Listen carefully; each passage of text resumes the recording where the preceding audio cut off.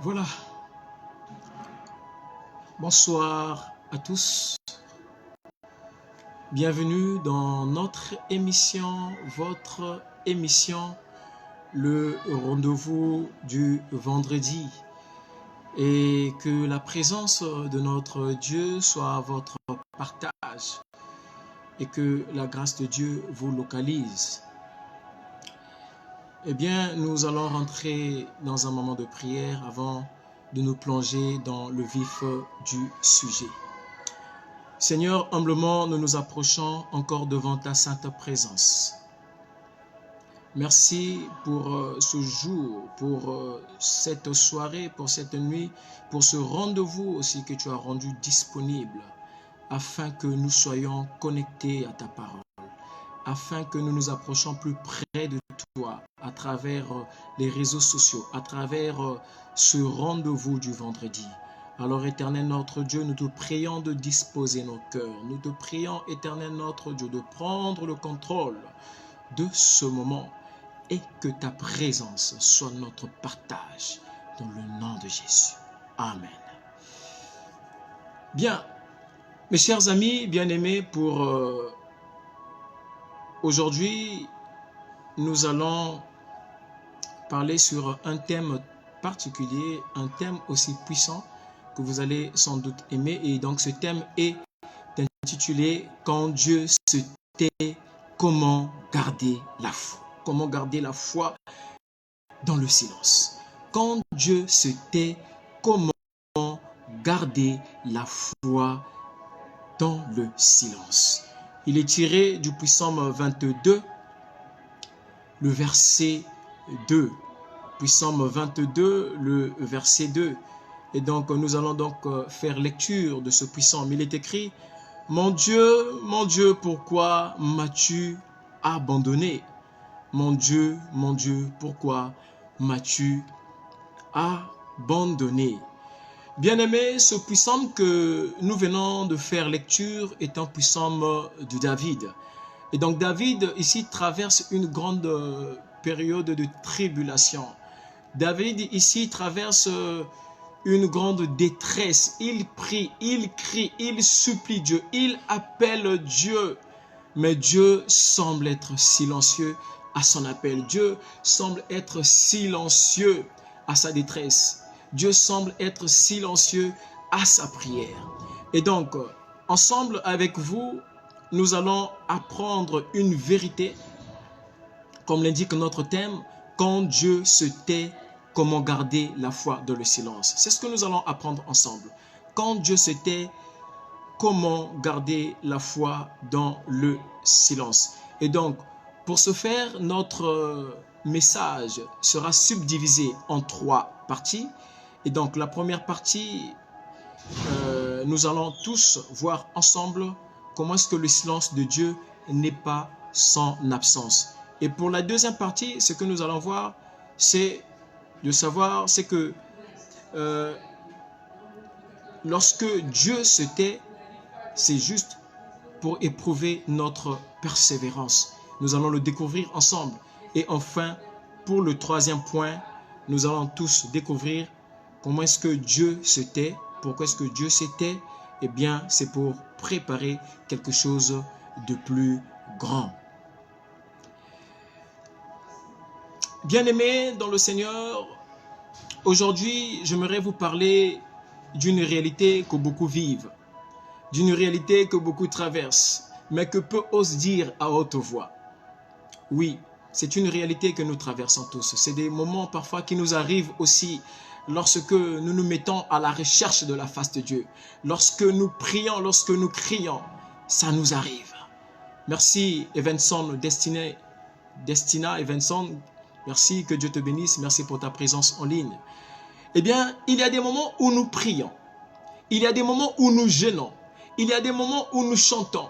Il y a des moments où nous nous mettons à la recherche de la face de Dieu, où nous demandons de l'aide à Dieu. Eh bien, qu'est-ce que nous constatons? Nous avons comme l'impression que Dieu se tait.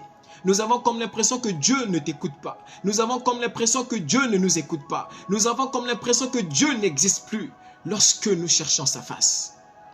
On prie pour le travail, on n'obtient pas le travail. On prie pour le mariage, on n'obtient pas le mariage. On prie pour la paix, on n'obtient pas la paix. On prie pour quelque chose, on n'obtient pas ce que l'on cherche. On prie pour la famille, mais nous avons comme l'impression que rien ne change. Alors une question arrive dans le cœur. Seigneur, où es-tu? Nous nous posons parfois cette question, bien-aimés. Lorsque nous prions et que nous ne trouvons pas de réponse, nous nous posons parfois la question de savoir, Seigneur, où es-tu? Seigneur, où es-tu?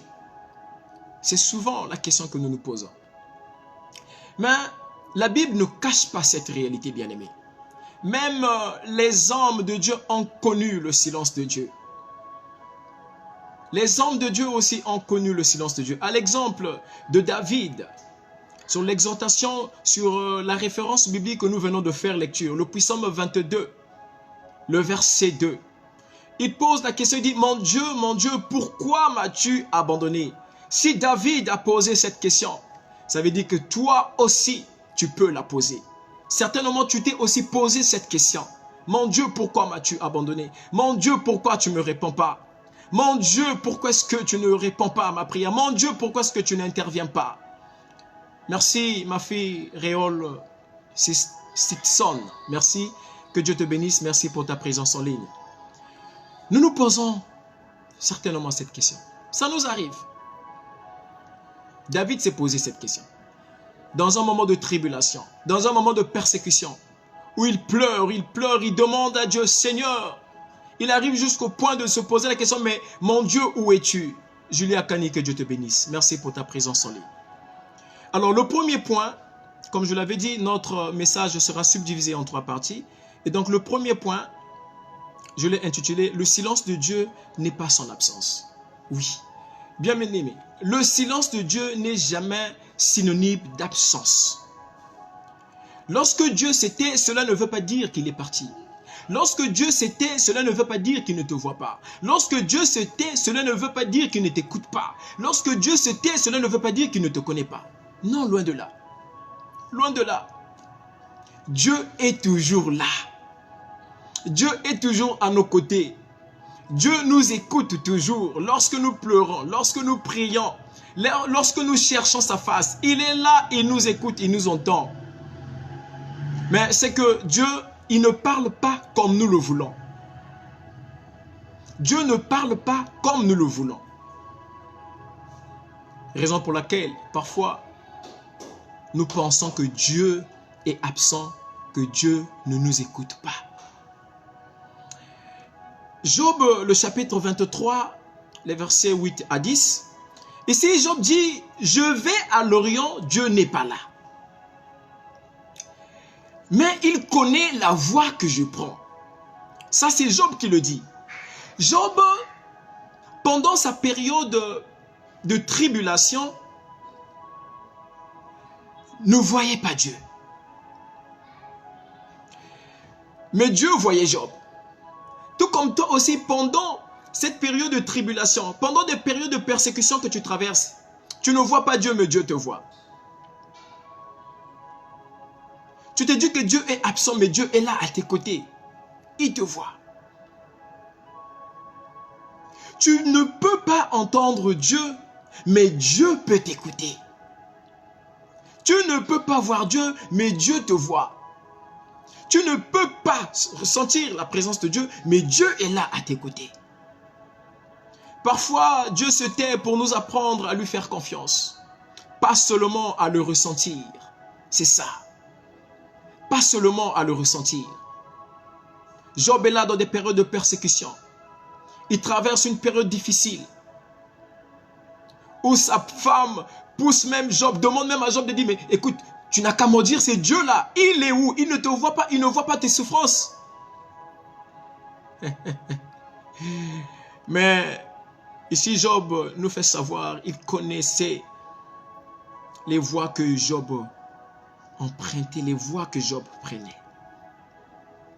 Bien que Dieu reste silencieux à ta prière, bien que Dieu, tu peux peut-être dire, soit insensible à ta demande, mais sache-le que Dieu connaît les voies que tu prends. Dieu est là. Il t'écoute, il te voit.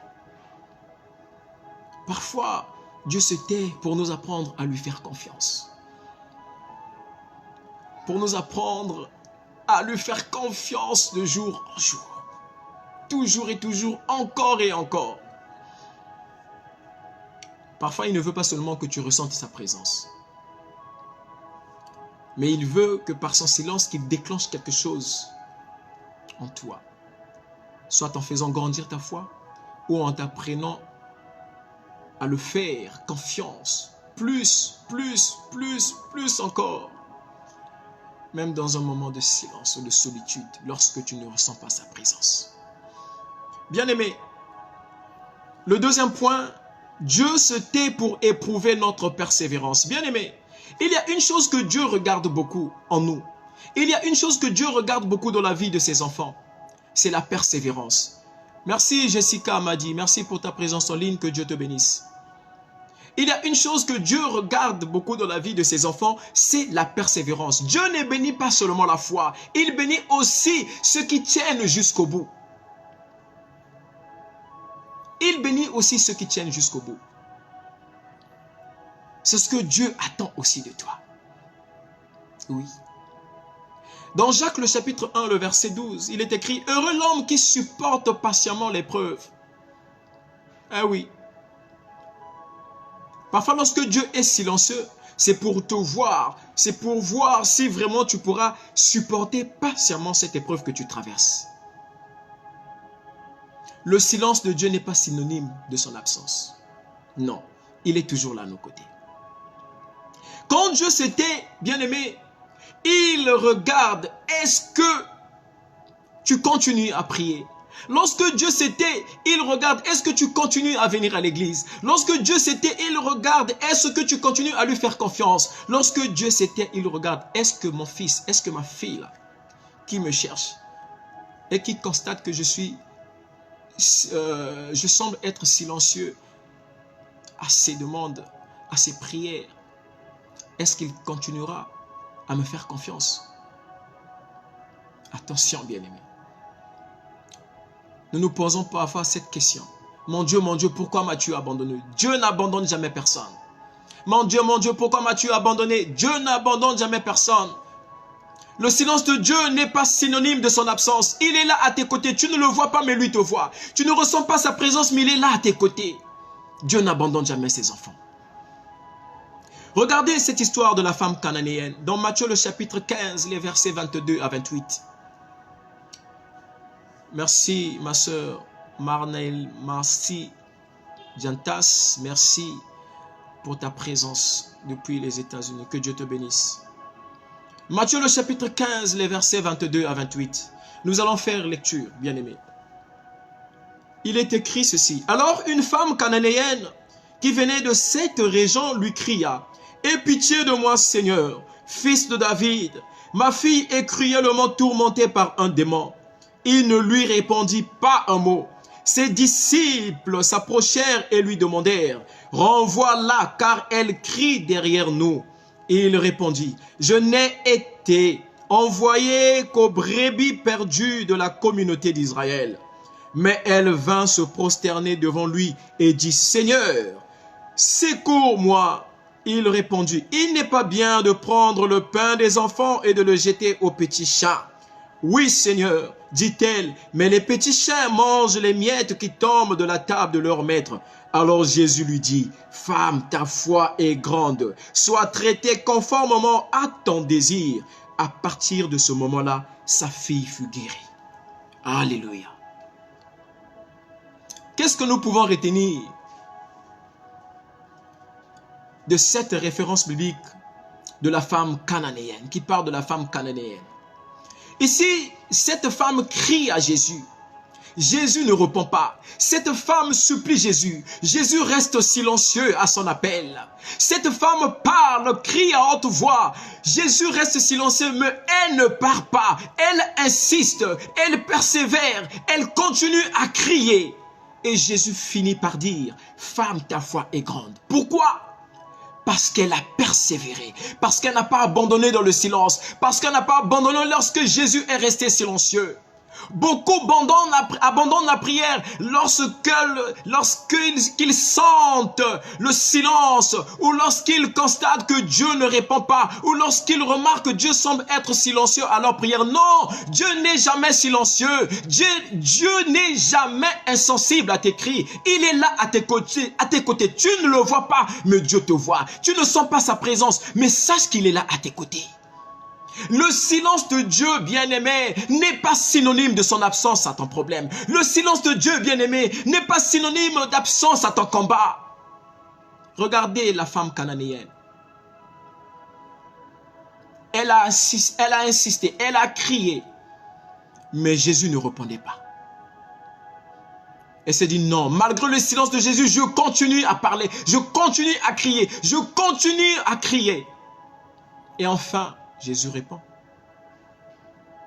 Et qu'est-ce que Jésus dit? Femme, ta foi est grande. Pourquoi? Parce qu'elle avait persévéré malgré le silence. Persévère à prier malgré le silence que tu ressens. Persévère à rechercher la face de Dieu malgré le silence que tu ressens. Bien-aimé, il n'est pas absent, il est là à tes côtés. Pourquoi abandonnes-tu lorsque Dieu reste silencieux? Pourquoi abandonnes-tu lorsque la guérison tarde à venir? Pourquoi abandonnes-tu lorsque le vent continue à souffler dans ta vie? Parce que Dieu ne répond pas à ta demande. Parce que Dieu ne répond pas à tes prières. Non, non, non, non, non, non. Dieu n'abandonne pas ses enfants. Il n'abandonne pas ses enfants. Il est là, toujours à nos côtés. Ça t'arrive par rapport à la situation que tu traverses, où tu cries, où tu pleures, Seigneur, pourquoi m'as-tu abandonné? Seigneur, n'écoutes-tu pas mes prières? N'écoutes-tu pas mes requêtes? N'écoutes-tu pas mon cri d'alarme? Oh Seigneur, pourquoi m'as-tu abandonné? Qu'ai-je fait pour que Dieu m'abandonne? Qu'ai-je fait pour que Dieu n'écoute pas mes prières? Non, bien-aimé. Dieu t'écoute, il te voit, il est là à tes côtés. Et retiens juste que son silence n'est pas synonyme d'absence. Persévère dans la prière. La femme cananéenne n'avait pas abandonné de crier malgré le silence de Jésus. Ne laisse pas le silence t'éloigner de Dieu. Ne laisse pas le silence tuer ta prière. Ne laisse pas le silence voler ta fidélité. Ne laisse pas le silence te faire croire que Dieu t'a abandonné. Non, Dieu n'abandonne pas ses enfants. Celui qui persévère verra la gloire de Dieu. Persévère pour ta santé, tu verras la gloire de Dieu. Persévère pour ta situation, tu verras la gloire de Dieu. Bien-aimé, continue à persévérer. Dieu est là, il t'écoute, il te voit. Bien qu'il soit silencieux, mais il n'abandonne jamais ses enfants. Son silence n'est pas synonyme d'absence, bien-aimé.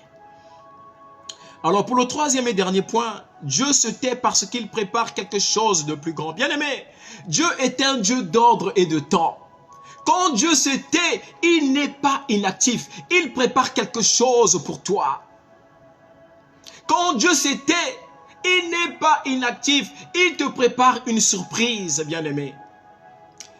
Habakkuk, le chapitre 2, le verset 3, il dit, « Si la promesse tarde, attends-la. Le silence est souvent un atelier où Dieu travaille dans le secret.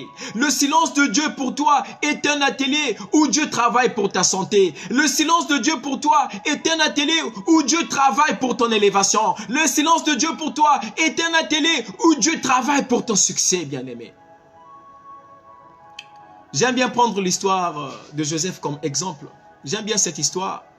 Regardez l'exemple de Joseph. Dieu lui donne des rêves. Puis, tout à coup, le silence arrive. Et là, Joseph est vendu. Joseph est trahi. Joseph est malmené, emprisonné, oublié même. Mais Dieu travaillait dans le silence. Pendant tout ce temps-là, Dieu est resté silencieux. Dieu travaillait dans le silence. Quand le temps de Dieu est arrivé, en une seule journée, Joseph est passé de prisonnier à gouverneur. Bien-aimé, le silence de Dieu est un atelier où Dieu prépare quelque chose de bien pour toi. Le silence de Dieu a préparé l'élévation de Joseph. Tout comme le silence de Dieu dans ta vie prépare ton élévation. Le silence de Dieu dans ta santé prépare ta guérison. Le silence de Dieu dans ta situation prépare ta restauration, bien-aimé. Que le silence de Dieu ne t'attriste pas. Que le silence de Dieu ne te fasse pas pleurer. Que le silence de Dieu ne malmène pas tes idées, bien-aimé. Considère le silence de Dieu comme un atelier de préparation pour ce qu'il veut faire de bon pour toi. Dieu est fidèle, bien-aimé. Ça ne sert plus de te poser la question de savoir, Seigneur, pourquoi m'as-tu abandonné? Oui, même les hommes de Dieu ont eu à poser cette question à Dieu. À l'exemple de David. À l'exemple de David. David a pleuré, Seigneur, mais où es-tu? Pourquoi m'as-tu abandonné? Mais sache-le que le silence de Dieu prépare toujours une bonne chose pour ses enfants. Alors ce que tu vis aujourd'hui, bien-aimé, te prépare pour demain. Le retard n'est pas un refus. Le retard n'est pas un refus. Le silence n'est pas un échec. Ça, c'est ce que tu dois retenir. Dieu prépare quelque chose de plus grand pour toi. Dieu prépare quelque chose de plus grand pour toi qui continue à persévérer. Dieu prépare quelque chose de plus grand pour toi qui continue à rechercher sa face. Le silence de Dieu n'est pas synonyme de son absence. Tu pries pour ta santé, la guérison tarde d'arriver. Le silence de Dieu n'est pas synonyme de son absence, bien-aimé. Considère son silence comme un atelier de préparation pour ta guérison. Tu demandes à Dieu de t'accorder la paix, mais Dieu semble être silencieux à tes demandes. Considère le silence de Dieu comme un atelier où il est en train de préparer la véritable paix qu'il doit mettre dans ta vie, dans ton foyer. Tu es à la recherche du boulot, tu as longtemps prié pour le boulot. T'inquiète pas, Dieu n'est pas silencieux pour rien. Il prépare quelque chose pour toi. Il prépare quelque chose pour toi. Bien-aimé, si Dieu se tait aujourd'hui, c'est pour déclencher aussi quelque chose dans ta vie. Éprouver ta foi. Faire grandir ta foi. Et oui, dans ce silence, ta persévérance est en train d'être éprouvée. Et oui, dans ce silence, une grande œuvre est en préparation. Et donc, quand Dieu se tait, il travaille en ta faveur. Quand Dieu se tait, il travaille en ta faveur, bien-aimé. Il y a une maman qui prie pour ses enfants. Mais la solution tarde à arriver. Maman, ce Dieu-là est un Dieu qui travaille aussi dans le silence. C'est un Dieu de surprise. Il y a quelqu'un qui prie pour sa santé. Tu es malade, tu as une maladie chronique. Tu as pris tous les traitements possibles, mais aucun changement. Combien de fois n'as-tu pas gêné pour demander à ce que Dieu puisse t'apporter la guérison? Mais la guérison n'arrive pas. Tu te poses la question de savoir, Seigneur mon Dieu, pourquoi m'as-tu abandonné? Dieu n'écoute-t-il pas mes prières? Dieu travaille dans le silence pour ton bien. Alors, peu importe la situation que tu traverses en ce moment, peu importe les persécutions, peu importe les combats, peu importe le désert que tu traverses, tu as beau prier, tu as beau jeûner, et Dieu reste silencieux. Sache-le que c'est pour ton bien. Et retiens que le silence de Dieu n'est pas synonyme de son absence. Non. Il est là, il t'écoute et il travaille.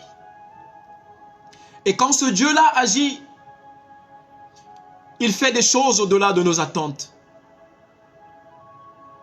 Il fait plus que ce que même nous lui demandons. Alors continue à persévérer dans la prière. Continue à rechercher la face de Dieu. Continue à frapper à sa porte. Continue à persévérer, bien-aimé. N'abandonne pas. Prends l'exemple de cette femme cananéenne qui a crié « Jésus, Jésus, Jésus !» Mais Jésus ne répondait pas. Mais le silence de Jésus n'a pas fait que la femme cananéenne fasse demi-tour ou reparte. Non, mais elle a insisté. À force d'insister, Jésus témoigne même que ta foi est grande. Et sa fille fut guérie.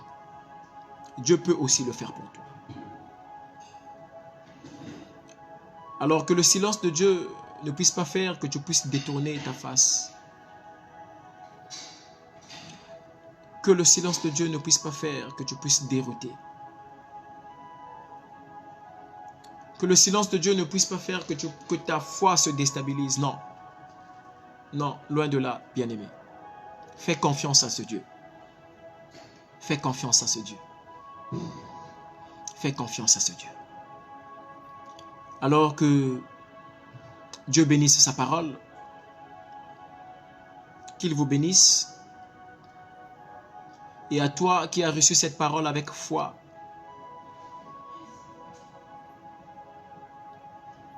qu'il manifeste sa puissance dans ta vie et que cette parole s'accomplisse. Nous prions un Dieu vivant, bien-aimé. Nous prions un Dieu vivant. Il n'est pas un homme pour mentir, ni une personne pour se repentir. Et tout ce qu'il promet, il le réalise. Fais confiance à ce Dieu. Fais confiance à ce Dieu. Soyez bénis. Amen. Merci. Nous sommes arrivés à la fin de notre émission du rendez-vous du jeudi. Merci à vous pour votre ponctualité, pour votre fidélité. Merci pour votre présence en ligne. Merci pour vos commentaires. Et j'y crois fermement que cette parole produira des bons fruits dans chacune de nos vies. Alors, pour ce faire, nous allons prier pour recevoir la bénédiction de notre Dieu. Merci à toi, notre Dieu. Merci pour cette parole. Tu viens de nous enseigner que ton silence n'est pas synonyme d'absence. Tu viens de nous enseigner, éternel notre Dieu, que ton silence est un atelier où tu prépares quelque chose de grand dans chacune de nos vies. Ton silence est un atelier où tu prépares des grandes choses dans la vie de tes enfants. Nous nous posons parfois la question lorsque les combats deviennent plus intenses, lorsque les réponses tardent à arriver. Mon Dieu, pourquoi m'as-tu abandonné? Mais nous ne savons pas que lorsque tu restes silencieux, ça veut dire que tu prépares quelque chose qui nous montrera une fois de plus combien tu es grand et fidèle, merveilleux. Alors Père éternel, miséricordieux, ta parole reste d'actualité. Tu n'as point changé, tu es le même hier, aujourd'hui, éternellement. Et tu nous rassures cette nuit à travers cette parole. Bien que tu sois silencieux à nos demandes, bien que tu sois silencieux à nos requêtes, tu es là. Bien que nous ne te voyons pas, mais toi, tu nous vois. Bien que nous ne ressentons pas parfois ta présence, mais toi, tu es là à nos côtés. Oui. Alors manifeste-toi puissamment, afin que tes enfants puissent témoigner ta fidélité, ton amour, ta puissance dans leur vie. Merci d'avoir dirigé ce moment. Merci parce que tu as visité chaque personne connectée et que ta présence a été notre partage. Et maintenant, Seigneur, nous voulons recevoir la bénédiction. Que la grâce du Seigneur Jésus-Christ, l'amour de Dieu et la communion du Saint-Esprit soient avec vous tous. Passez une excellente nuit et que l'Éternel Dieu vous visite, vous ressource encore. On se retrouve le vendredi prochain à la même heure, 20 h, pour notre rendez-vous du vendredi. Et je vous prie de bien partager cette émission sur vos pages Facebook afin que cette parole aussi puisse pénétrer dans des maisons qui n'ont pas eu le temps d'être connectées, afin que vos amis aussi aient cette chance-là de suivre cette prédication. Tu pourras gagner une vie en partageant ce message. Tu pourras sauver quelqu'un en partageant ce message. Merci, que Dieu vous bénisse.